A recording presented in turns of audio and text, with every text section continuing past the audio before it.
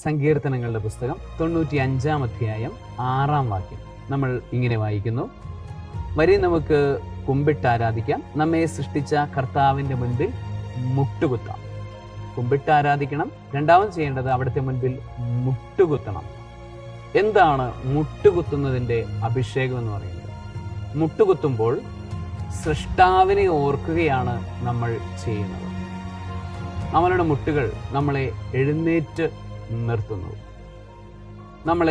നമ്മളുടെ ജീവിതത്തെ മുന്നോട്ട് നടത്തുന്നു.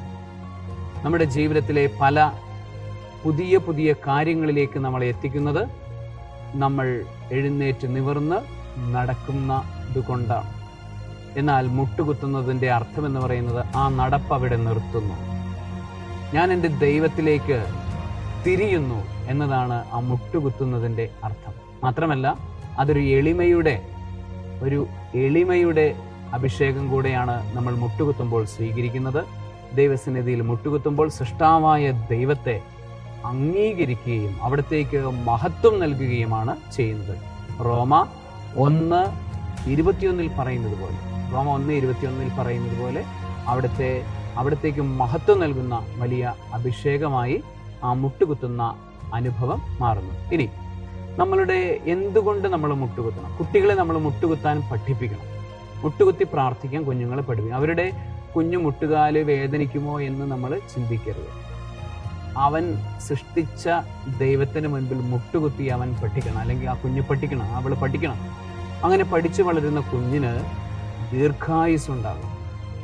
വലിയ 90-ാം വയസ്സിലും അവന് മുട്ടുകുത്തി പ്രാർത്ഥിക്കാനുള്ള കൃപ അവന് ലഭിക്കും എന്നുള്ളതാണ്.